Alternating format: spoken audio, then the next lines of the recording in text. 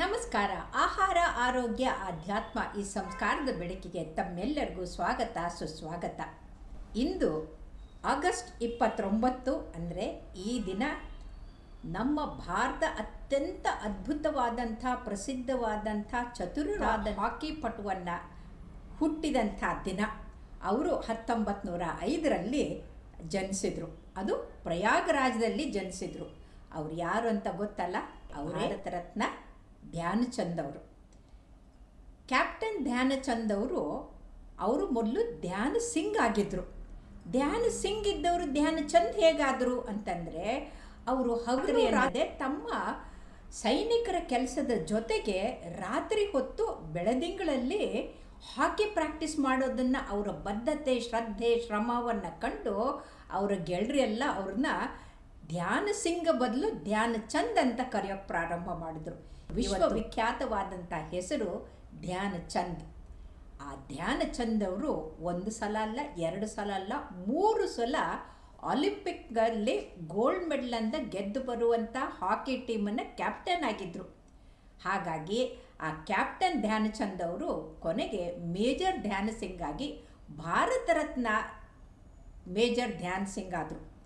ಇದು ಎಲ್ಲಕ್ಕೂ ಅವರ ಶ್ರದ್ಧೆ, ಶ್ರಮ ಮತ್ತು ಅವರ ದೇಶ ಪ್ರೇಮ ತೋರಿಸುತ್ತೆ.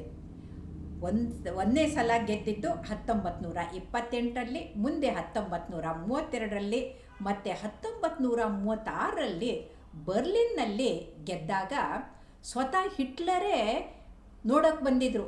ಅವರು ಜರ್ಮನ್ಸ್ ಗೆಲ್ತಾರೆ ಅನ್ನೋ ಭಾವನೆಯಿಂದ ಆಟ ನೋಡೋಕ್ಕೆ ಬಂದರು.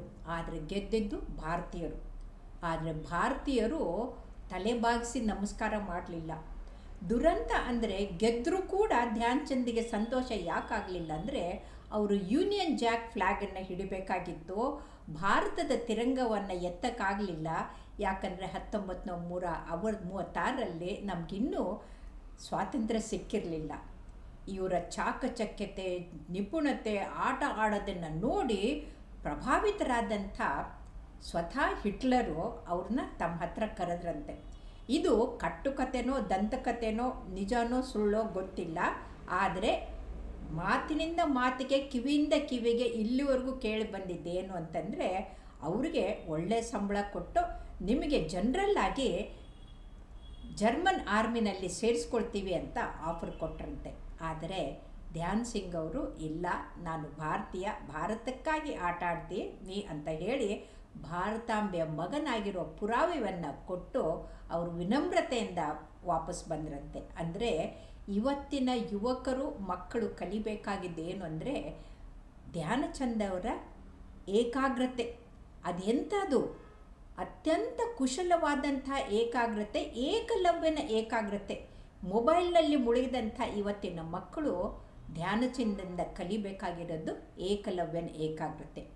ಎರಡನೇದು, ಆಟ ಆಡದೆ ಕೂತ್ಕೊಂಡು ಇಷ್ಟು ದಪ್ಪಗಾಗ್ತಾ ಇರೋ ಇವತ್ತಿನ ಮಕ್ಕಳು, ಯುವಕರು ಧ್ಯಾನಚಂದ ಹಾಗೆ ಅದು ಆಟ ಆಡೋದನ್ನು ಕಲಿಬೇಕು.